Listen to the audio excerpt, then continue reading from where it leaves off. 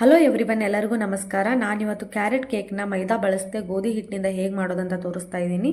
ನೀವು ಕೂಡ ತುಂಬ ಈಸಿಯಾಗಿ ಮನೆಯಲ್ಲಿರೋ ಸಾಮಗ್ರಿ ಬಳಸಿ ತುಂಬಾ ರುಚಿಯಾಗಿ ಬೇಕರಿಯಲ್ಲಿ ಮಾಡೋ ಥರ ಕ್ಯಾರೆಟ್ ಕೇಕ್ನ ಮಾಡ್ಕೊಳ್ಬಹುದು. ಕೇಕ್ ಬೇಕರಿ ಥರ ರುಚಿ ಬರೋದಕ್ಕೆ ಮತ್ತು ಬೇಕರಿ ಥರ ಫ್ಲಫಿಯಾಗಿ ಬರೋದಕ್ಕೆ ಕೆಲವೊಂದಷ್ಟು ಟಿಪ್ಸ್ಗಳನ್ನ ಹೇಳ್ತಾ ಇದ್ದೀನಿ. ಸ್ಕಿಪ್ ಮಾಡದೆ ಕೊನೆವರೆಗೂ ಈ ವಿಡಿಯೋನ ನೋಡಿ. ನಾನಿಲ್ಲಿ ಮೊದಲೇ 2 ಕ್ಯಾರೆಟ್ನ ತುರಿದಿಟ್ಕೊಂಡಿದ್ದೀನಿ. ಇದಾದಮೇಲೆ ಒಂದು ಮಿಕ್ಸಿ ಜಾರಿಗೆ ಅರ್ಧ ಕಪ್ ಸಕ್ಕರೆ ಹಾಕ್ತಾ ಇದ್ದೀನಿ. 8 ಬಾದಾಮಿ ಕೂಡ ಹಾಕ್ತಾ ಇದ್ದೀನಿ. ಬಾದಾಮಿ ಹಾಕೋದ್ರಿಂದ ಕೇಕ್ ಟೇಸ್ಟ್ ತುಂಬಾ ಚೆನ್ನಾಗಿ ಬರುತ್ತೆ. ನಂತರ ಬಿಡಿಸಿರೋ ಒಂದು ಏಲಕ್ಕಿ ಕೂಡ ಹಾಕ್ತಾ ಇದ್ದೀನಿ. ನಾನಿಲ್ಲಿ ಯಾವುದೇ ರೀತಿ ಫ್ಲೇವರ್ ಎಸೆನ್ಸ್ನ ಹಾಕ್ತಾ ಇಲ್ಲ, ಸೊ ಹಾಗಾಗಿ ಫ್ಲೇವರ್ಗೆ ಏಲಕ್ಕಿಗೆ ಹಾಕ್ತಾ ಇದ್ದೀನಿ. ಸಕ್ಕರೆನ ನುಣ್ಣಿಗೆ ಪೌಡರ್ ಮಾಡ್ಕೊಳ್ಳಿ. ನೋಡಿ, ಈ ರೀತಿ ಫೈನ್ ಪೌಡರ್ ಆಗಬೇಕು. ಇದನ್ನು ಸೈಡ್ಗೆ ಇಡೋಣ. ಸ್ಟೀಲ್ ಪಾತ್ರೆ ಬಳಸೋದ್ರಿಂದ ಆರೋಗ್ಯಕ್ಕೂ ಕೂಡ ಒಳ್ಳೆಯದು. ಸೊ ಹಾಗಾಗಿ ನಾನಿಲ್ಲಿ ಕೇಕ್ ಬೇಕ್ ಮಾಡೋದಕ್ಕೆ ಮನೆಯಲ್ಲಿ ಬಳಸುವಂಥ ಚಿಕ್ಕ ಸ್ಟೇನ್ಲೆಸ್ ಸ್ಟೀಲ್ ಪಾತ್ರೆಗೆ ಪೂರ್ತಿಯಾಗಿ ಎಣ್ಣೆ ಹಚ್ಕೊಳ್ತಾ ಇದ್ದೀನಿ. ಅಲ್ಯೂಮಿನಿಯಂ ಟಿನ್ ಕೂಡ ಬಳಸಬಹುದು. Aluminium good heat conductor, but ಆರೋಗ್ಯಕ್ಕೆ ಅಷ್ಟೇನು ಒಳ್ಳೆಯದಲ್ಲ. ಸ್ಟೀಲ್ ಪಾತ್ರೆಗೆ ಎಣ್ಣೆ ಹಚ್ಚಿದ ನಂತರ 1/4 ಟೀ ಸ್ಪೂನ್ ಮೈದಾ ಹಾಕಿ ಪಾತ್ರೆ ತುಂಬ ಈ ರೀತಿ ಮೈದಾ ಹಿಟ್ಟನ್ನ ಸ್ಪ್ರೆಡ್ ಮಾಡ್ಕೊಳ್ಬೇಕು. ಎಣ್ಣೆ ಹಚ್ಚಿದ ನಂತರ ಬಟರ್ ಪೇಪರ್ ಕೂಡ ಹಾಕ್ಕೊಳ್ಬಹುದು. ನಾನಿಲ್ಲಿ ಮನೆಯಲ್ಲಿರೋ ಸಾಮಗ್ರಿಯಿಂದ ಮಾಡ್ತಾ ಇರೋದ್ರಿಂದ 1/4 ಟೀ ಸ್ಪೂನ್ ಮೈದಾ ಹಾಕಿ ಪಾತ್ರೆ ತುಂಬ ಈ ರೀತಿ ಮೈದಾ ಹಿಟ್ಟನ್ನ ಸ್ಪ್ರೆಡ್ ಮಾಡ್ಕೊಳ್ತಾ ಇದ್ದೀನಿ. ಕೇಕ್ ಬ್ಯಾಟರ್ ಹಾಕೋಕ್ಕೆ ಟಿನ್ ರೆಡಿ ಮಾಡಾಯಿತು. ನಂತರ ಒಂದು ಬೌಲ್ಗೆ ಅರ್ಧ ಕಪ್ ಹಾಲು, 1/4 ಕಪ್ ಅಡುಗೆಗೆ ಬಳಸೋ ಎಣ್ಣೆ, 1 ಟೀ ಸ್ಪೂನ್ ನಿಂಬೆಹಣ್ಣಿನ ರಸ ಹಾಕ್ತಾ ಇದ್ದೀನಿ. ಇಲ್ಲಿ ಎಣ್ಣೆ ಬದಲಿಗೆ ಸೇಮ್ ಕ್ವಾಂಟಿಟಿಯಲ್ಲಿ ತುಪ್ಪ ಕೂಡ ಬಳಸ್ಬೋದು. ಕೇಕ್ ತುಂಬಾ ಚೆನ್ನಾಗಿ ಬರುತ್ತೆ. ಲೆಮನ್ ಜ್ಯೂಸ್ ಬದಲಿಗೆ 1 ಟೀ ಸ್ಪೂನ್ ವಿನೆಗರ್ ಕೂಡ ಬಳಸಬಹುದು. ಈ ಲಿಕ್ವಿಡ್ ಇಂಗ್ರೀಡಿಯೆಂಟ್ಸ್ನ ಚೆನ್ನಾಗಿ ಮಿಕ್ಸ್ ಮಾಡಿದ ನಂತರ ಲಿಡ್ನ ವಿಶಿಲ್ ಮತ್ತು ವಾಯ್ಶರ್ನ ಎರಡೂ ತೆಗೆದುಬಿಟ್ಟು ಮೀಡಿಯಂ ಫ್ಲೇಮಲ್ಲಿ ಕುಕ್ಕರ್ನ ಫ್ರೀ ಹೀಟ್ಗೆ ಇಡೋಣ. ನಂತರ ಆವಾಗಲೇ ಪೌಡರ್ ಮಾಡಿಟ್ಕೊಂಡಿರುವಂಥ ಸಕ್ಕರೆ, ಬಾದಾಮಿ ಮತ್ತು ಏಲಕ್ಕಿ ಪುಡಿನ ಹಾಕಿ ನಾನಿಲ್ಲಿ ಆಶೀರ್ವಾದ್ ಗೋಧಿ ಹಿಟ್ಟನ್ನ 1 ಕಪ್ ಹಾಕ್ತಾ ಇದ್ದೀನಿ. ಕೇಕ್ ಮಾಡುವಾಗ ಮೆಜರ್ಮೆಂಟ್ ಕರೆಕ್ಟ್ ಆಗಿರಬೇಕು. ಸೊ ಹಾಗಾಗಿ ಈ ರೀತಿ ಕಪ್ಪಲ್ಲಿ ಮೆಜರ್ ಮಾಡಿ, ಟೀ ಕಪ್ಪಲ್ಲಿ ಮೆಜರ್ ಮಾಡಬೇಡಿ.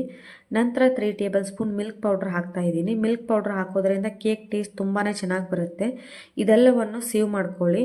ಮಿಕ್ಸ್ ಮಾಡುವಾಗ ಲಂಪ್ಸ್ ಆಗದೆ ಇರಲಿ ಅಂತ ಗಂಟಾಗದೆ ಇರೋ ಥರ ಚೆನ್ನಾಗಿ ಮಿಕ್ಸ್ ಮಾಡಿ. ಕನ್ಸಿಸ್ಟೆನ್ಸಿ ಗಟ್ಟಿ ಅನಿಸೋದ್ರಿಂದ 2 ಟೀ ಸ್ಪೂನ್ ಹಾಲು ಹಾಕ್ತಾ ಇದ್ದೀನಿ. ನಂತರ ತುರಿದಿರೋ 1 ಕಪ್ ಕ್ಯಾರೆಟ್ ಹಾಕಿ ಚೆನ್ನಾಗಿ ಮಿಕ್ಸ್ ಮಾಡಿ. ಕೊನೆಗೆ 1/4 teaspoon baking soda, 1 teaspoon baking powder ಹಾಕಿ ಮತ್ತೆ ಚೆನ್ನಾಗಿ ಮಿಕ್ಸ್ ಮಾಡಿ. ಬೇಕಿಂಗ್ ಪೌಡರ್ ಬದಲಿಗೆ 1 ಟೀ ಸ್ಪೂನ್ ಏನೋ ಕೂಡ ಹಾಕ್ಕೊಳ್ಬೋದು. ಕ್ಯಾರೆಟ್ ಹಾಕೋದ್ರಿಂದ ಕ್ಯಾರೆಟ್ನಲ್ಲಿ ನೀರಿನಂಶ ಇರೋದ್ರಿಂದ ಕೇಕ್ ಬ್ಯಾಟರ್ ಗಟ್ಟಿ ಕನ್ಸಿಸ್ಟೆನ್ಸಿ ಇರಬೇಕು. ನೋಡಿ, ಈ ರೀತಿ ಕನ್ಸಿಸ್ಟೆನ್ಸಿ ಇರಬೇಕಾಗತ್ತೆ. ಕೇಕ್ ಬ್ಯಾಟರ್ನ ಆವಾಗಲೇ ರೆಡಿ ಮಾಡಿಟ್ಕೊಂಡಿರುವಂಥ ಪಾತ್ರೆಗೆ ಹಾಕಿ. ತುಂಬ ದೊಡ್ಡ ಪಾತ್ರೆಗೆ ಕೇಕ್ ಬ್ಯಾಟರ್ ಹಾಕಬೇಡಿ. ಕೇಕ್ ಫ್ಲಫಿಯಾಗಿ ಬರೋದ್ರ ಬದಲು ಫ್ಲ್ಯಾಟ್ ಆಗಿಬಿಡುತ್ತೆ. ಕೇಕ್ ಸ್ಪಾಂಜಿಯಾಗಿ ಬರೋದಿಲ್ಲ.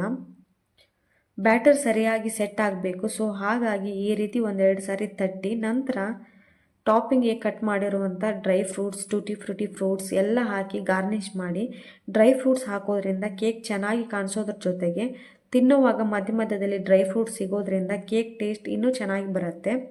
ಕೇಕ್ ಬ್ಯಾಟರ್ ಹಾಕಿದ ಮೇಲೆ ಕೇಕಿನ ಮೇಲೆ 3ರಿಂದ 4 ಸೆಂಟಿಮೀಟರ್ ಮಾತ್ರ ಜಾಗ ಇರಬೇಕು. ಹಾಗಿದ್ರೆ ಮಾತ್ರ ಕೇಕ್ ಉಬ್ಬಿ ಫ್ಲಫಿಯಾಗಿ ಬರುತ್ತೆ, ಸ್ಪಾಂಜಿಯಾಗಿ ಕೂಡ ಇರುತ್ತೆ. ನಾನಿಲ್ಲಿ ಕುಕ್ಕರಲ್ಲಿ ಸ್ವಲ್ಪ ಉಪ್ಪು ಹಾಕಿ, ಉಪ್ಪಿನ ಮೇಲೆ ಈ ರೀತಿ ಬೌಲ್ನ ಉಲ್ಟಾ ಹಾಕಿ ಅದರ ಮೇಲೆ ಈ ರೀತಿ ಕೇಕ್ ಬ್ಯಾಟರ್ ಟಿನ್ನ ಇಡ್ತಾ ಇದ್ದೀನಿ. ನೀವು ಬೇಕಿದ್ರೆ ಕುಕ್ಕರಲ್ಲಿ ಸ್ವಲ್ಪ ಉಪ್ಪು ಹಾಕಿ ಅದರ ಮೇಲೆ ಒಂದು ಸ್ಟ್ಯಾಂಡ್ ಇಟ್ಟು ಸ್ಟ್ಯಾಂಡ್ ಮೇಲೆ ಕೇಕ್ ಟಿನ್ ಇಡ್ಬೋದು. ಕುಕ್ಕರ್ ಈಗಾಗಲೇ 10 ನಿಮಿಷ ಮೀಡಿಯಂ ಫ್ಲೇಮಲ್ಲಿ ಫ್ರೀ ಹೀಟ್ ಆಗಿದೆ. ಆವಾಗಲೇ ಹೇಳಿರೋ ಥರ ಒಂದು ಬೌಲ್ನ ಉಲ್ಟಾ ಇಟ್ಬಿಟ್ಟು ಅದರ ಮೇಲೆ ಕೇಕ್ ಬ್ಯಾಟರ್ ಹಾಕಿರೋ ಟಿನ್ನ ಇಟ್ಬಿಟ್ಟು ಲಿಡ್ನ ಕ್ಲೋಸ್ ಮಾಡ್ತಾ ಇದ್ದೀನಿ.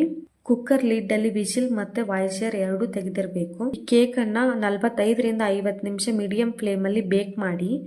ಯಾವುದೇ ಕಾರಣಕ್ಕೂ ಪದೇ ಲಿಡ್ನ ಓಪನ್ ಮಾಡಬಾರ್ದು. ಇವಾಗ 50 ನಿಮಿಷ ಆಗಿದೆ. ಕುಕ್ಕರ್ ಪೂರ್ತಿ ತಣ್ಣಗಾಗಲಿ ಬಿಡಿ. ಇವಾಗಲೇ ಲಿಡ್ ಓಪನ್ ಮಾಡಬೇಡಿ. ಕುಕ್ಕರ್ ತಣ್ಣಗಾದ ನಂತರ ಕುಕ್ಕರ್ ಲಿಡ್ನ ಓಪನ್ ಮಾಡಿ ಒಂದು ನೈಫಿಂದ ಚೆಕ್ ಮಾಡಿ. ನೋಡಿ, ಕೇಕ್ ಪರ್ಫೆಕ್ಟಾಗಿ ಬೇಕಾಗಿದೆ. ನೈಫ್ಗೆ ಏನೂ ಅಂಟಿಲ್ಲ. ಕೇಕಿನ ಬಿಸಿ ಇರೋವಾಗ ಕೇಕ್ನ ಕಟ್ ಮಾಡಬೇಡಿ. ಕೇಕ್ ಪೂರ್ತಿ ತಣ್ಣಗಾದ ನಂತರ ಕೇಕ್ ಪೀಸ್ ಮಾಡಿ. ನೋಡಿ ಎಷ್ಟು ಚೆನ್ನಾಗಿ ಫ್ಲಫಿಯಾಗಿ, ಸಾಫ್ಟಾಗಿ, ಕಲರ್ಫುಲ್ಲಾಗಿ, ಸ್ಪಾಂಜಿಯಾಗಿ ಕೇಕ್ ಬಂದಿದೆ. ನೀವು ಇದೇ ರೀತಿ ಒಂದು ಸರಿ ಟ್ರೈ ಮಾಡಿ. ಮತ್ತೆ ಮಾಡ್ತೀರಾ ಮತ್ತು ನಿಮ್ಮ ಫೇವ್ರೆಟ್ ಕೇಕ್ ಕೂಡ ಆಗುತ್ತೆ ಇದು. ಈ ವಿಡಿಯೋ ನಿಮಗೆ ಇಷ್ಟ ಆದಲ್ಲಿ ಲೈಕ್ ಮಾಡಿ, ಶೇರ್ ಮಾಡೋದ್ರ ಜೊತೆಗೆ ಸಬ್ಸ್ಕ್ರೈಬ್ ಕೂಡ ಮಾಡ್ಕೊಳ್ಳಿ.